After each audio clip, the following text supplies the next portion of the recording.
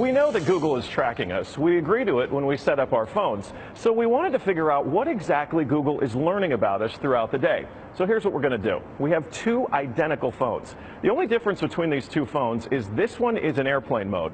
Both of the phones lack a SIM card, and they haven't been set up to access any Wi-Fi networks. So for all intents and purposes, these phones have no connection to a data network. We're going to keep them with us throughout the day. And while I travel around D.C., we're going to figure out just what Google is finding out about me. Our first stop, Sim's convenience store, just outside our Fox bureau, for a quick coffee.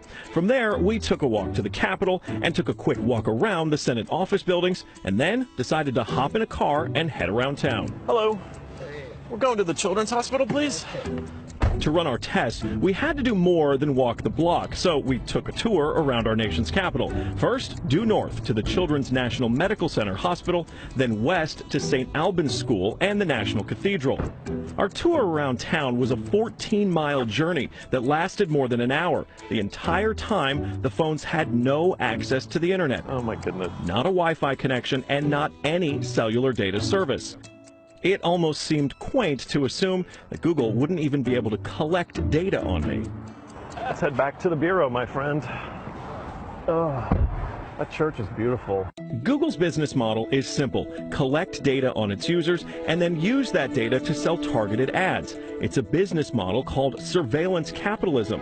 But does that critical data collection work even when your phones aren't connected?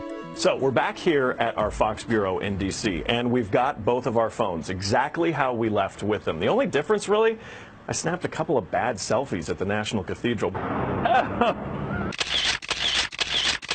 But otherwise, they have stayed in my pocket for the entire day. So let's find out what they know. This is our man-in-the-middle device. It's basically a Wi-Fi network that these phones are going to connect to once we turn their Wi-Fi on.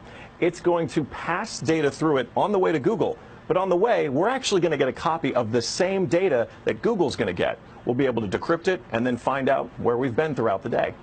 Within minutes, the numbers rolled in. The phone that wasn't on airplane mode registered more than 100 locations, 130 activities, and even 152 barometric readings.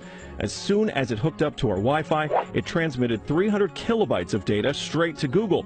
The phone even logged our exact locations, tracking us all around town, the Capitol, the hospital, the school, and the cathedral. Now you may notice what's missing here is the exact route that we took, but it got that data too. It knows when I got out of the car. The metadata has a time log down to the very second, tracking everything when they think that you're walking, riding, and yes, even getting out of the car. Okay, so you're thinking, this isn't a big deal. I'll just put my phone in airplane mode. Yeah, we thought of that too. This is the other phone that we had with us that no SIM card also remained in airplane mode the entire time. Let's see what kind of data it captured.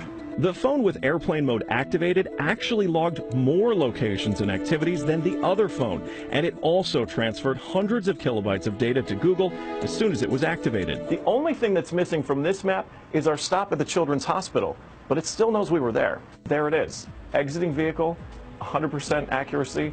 Through complicated user agreements and free software, Google gets users to sign away their privacy for nothing.